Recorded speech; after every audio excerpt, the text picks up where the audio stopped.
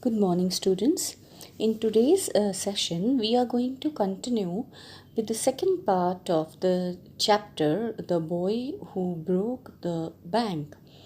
Now, if you remember in the previous session, we had read that how Nathu, his words, they were misinterpreted, they were misunderstood, they were miscomprehended, and unnecessary thoughts and information was added to it, unnecessary judgments were added to it, and how it had it had changed into a rumor, and how it had spread through the whole city like a forest fire, and it had led to the whole town in frenzy.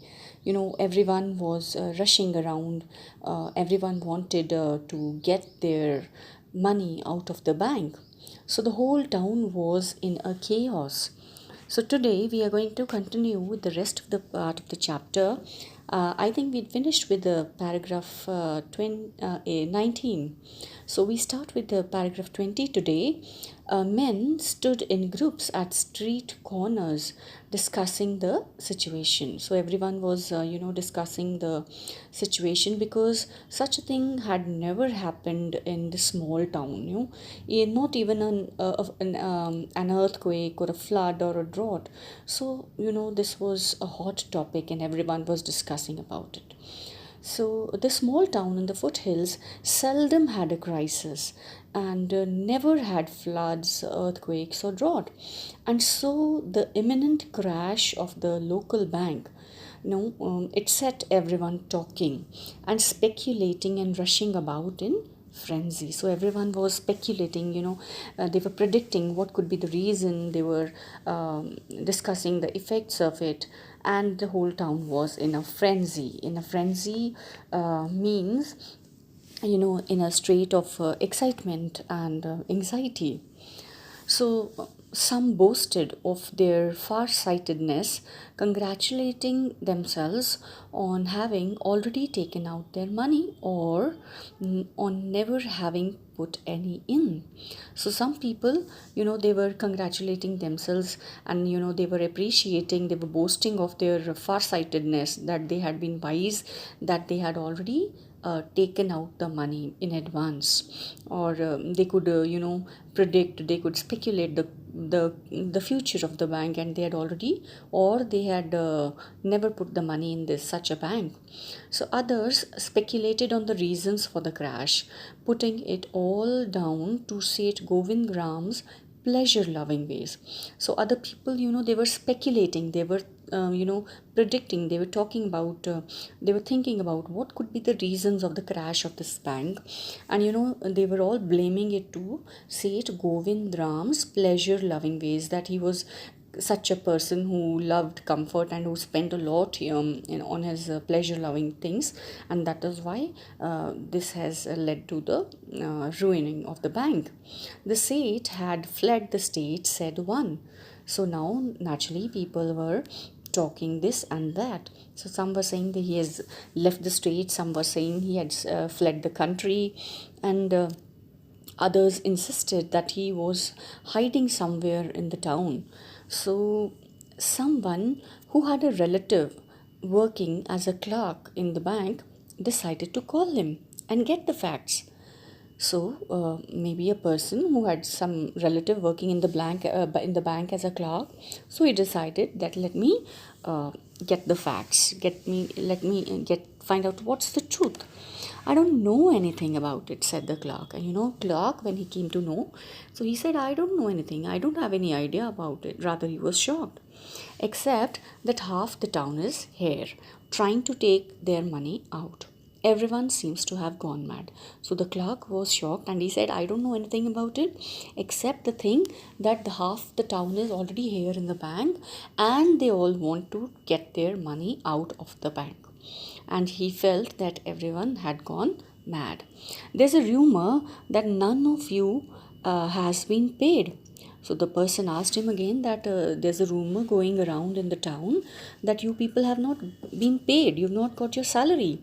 So, well, the clerks have had their salaries. So he said, no, nothing like that. We've got our salaries. Otherwise, we shouldn't be working. And then he revealed the fact that some of the part-time workers, they haven't got their salaries. They have got they're late in getting their salary. But the cause for that is not the shortage of money. It's only that the person who's responsible for giving their salaries, he's on a sick leave. And then he put the phone down. So let us go to the paragraph now. So he says, well, the clerks have had their salaries. We wouldn't be working otherwise.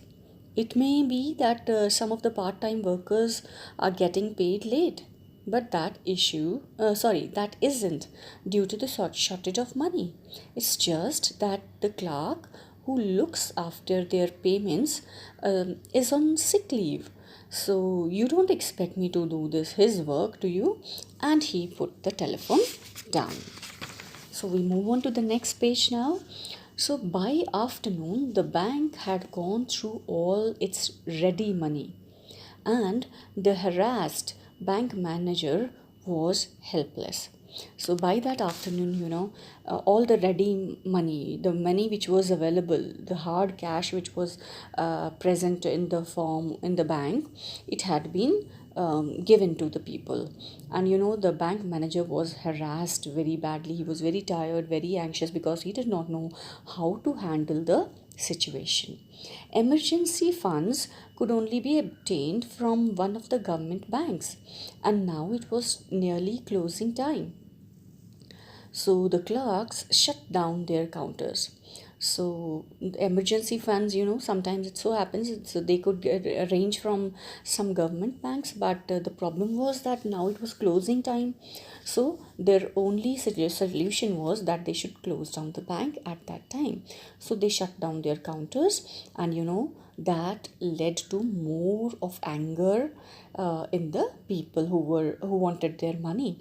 So they started shouting and beating and hurling stones here and there.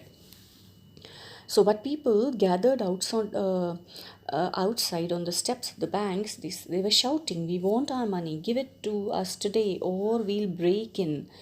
Fetch Seth Govindram. We know he's hiding in the walls, and people started saying that we know that he's hiding in the walls. So now walls, what are walls? They're strong rooms, rooms with thick walls and strong doors where the precious things, the jewelry and all, then the ready money is kept so that it cannot be stolen. So naturally, the condition was worsening from moment to moment. And there were many people who were not part of it, but just to make fun out of it, just to enjoy, the kind of people who are called the mischief makers, they also joined in to have some fun. So mischief makers who did not have a paisa in the bank joined the crowd. The manager stood at the door and tried to calm his angry customers. He declared that the bank had plenty of money, that they could withdraw all they wanted the next morning. So, the bank manager was trying his best to calm down the situation, to calm down the people, to calm down their anger. And he told them that there was no shortage of money and people could withdraw their money at the next morning. But people were people, and moreover, there were many mischief makers who were worsening the situation. So they were not ready to accept this, and they said, "We want it now," chanted the people. They all spoke together. Now. So a few stones were thrown, and the manager retreated indoors. So people started throwing stones at the manager, and the manager he had to retreat indoors. He had to move back, go inside, closing the iron grill grate. A brick hurtled through the air and smashed into the plate glass. Window which advertised the bank's assets. So the people, they were at the height of their anger, they were throwing bricks at the glass, and the glass broke. Then the police arrived. So naturally, to calm down the situation, the police had been called. They climbed the steps of the bank and pushed the crowd back until the people began falling over each other. So the police had their own ways and they started pushing the people back, and the people were falling on each other. And gradually and slowly, everyone dispersed. They went away, they moved apart, shouting that they would be back in the morning. Naturally, they were sure that they wanted their money back. So Nathu now Nathu came back next morning, and he was shocked to see the stones there, the glass broken there, the condition there, and he had no idea, how his words could have created all this chaos. So Nathu arrived next morning to sweep the steps of the bank. He saw the refuse and the broken glass and the stones cluttering the steps. So, raising his hands in horror, he cried, Gundas, hooligans, may they suffer from thousand ills. It was bad enough being paid irregularly. Now I must suffer an increase of work. So he was already, very, not very happy with the not being paid regularly. And now he had got the increased work. So he was cursing those people who had created all this mess here. But he had no idea what could have caused that mess. And so he was cursing, and he said that they should be, the people who have caused all this garbage here, trash here, they should suffer from thousand ills. So he smacked the steps with his broom, scattering the refuse. He was so angry that he just smacked the steps with his broom. He just broke it down, and the whole refuse, it scattered, it spread here and there. And then came Sitaram. Good morning, Nathu, said Sitaram, the washerman's son, getting down from his bicycle. Are you ready to take up a new job from the first of next month? You'll have to, I suppose, now that the bank is closing. So Sitaram disclosed this because maybe Sitaram had some idea. He came to know about this. So he asked Nathu that, are you ready?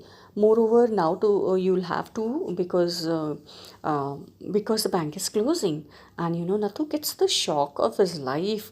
He could not believe his ears. He said, "What did you say, Nathu?" Said Nathu, "Haven't you heard the bank's gone bankrupt?" So Sitaram, informs him that, haven't you heard the news that this bank has gone bankrupt? You'd better hang around until the others arrive and then start demanding your money too. So he tells Nathu, he guides him that you better stay here only until other people also arrive, and you also start demanding your money, otherwise you won't get it. And he also says that you'll be lucky if you get the money back. And he waved cheerfully and paddled away on his bicycle, and he went away. Nathu went back to sweeping the steps, muttering to himself. So, Nathu was a little puzzled. He was not able to exactly understand what was all this about. How could all this happen? And he had no idea, what was happening. So he was muttering to himself, he was talking to himself. When he had finished, he sat down on the bottom step to wait for the manager. He was determined to get his pay, and naturally Sita Ram's words, it had effect on Nathu, and he was determined. He had decided that today he is going to get his pay. So he sat down waiting for the manager. Who would have thought the bank would collapse? He said to himself. So he was thinking to himself that, who could have imagined that this bank would collapse? And looked thoughtfully across the street. I wonder how it could have happened. And with this line, the author finishes the chapter, and he puts some dots there, leaving us to think that Nathu is thinking, I wonder how it could have happened. So the author wants us to think that how it could have happened. So who would have been who would have been the reason behind the this condition of the bank, the collapse of the bank? Although the bank was fine, the people working in the bank, they knew nothing was wrong. And things naturally, when the manager would come the next day, and the things would be fine, when he'll provide money to the rest of the people, and he would come to know the cause and all that, he would tell the people. But still, all that chaos which had been created the previous day, and the mindset of the people. So Nathu was wondering, and even we readers wonder, who could have been the reason behind the collapse of the bank. So I think what I feel is, it was not Nathu exactly. Nathu just conveyed that to Sitaram, that he had not got his salary. And gradually, when it went on from one person to another person, from Sitaram to Mrs. Prakash to Mrs. Bhushan, the words changed, and everybody had a different kind of understanding. So they misunderstood, they misinterpreted the information. Words changed, and they added on without knowing the facts, without thinking. They started adding on the information to it, and it became a rumor, and it spread like a forest fire. So the value which we pick up from the lesson is, never believe in rumors. If you hear any such thing, find out the truth, find out the reasons, and put your thinking cap on, and only then believe it.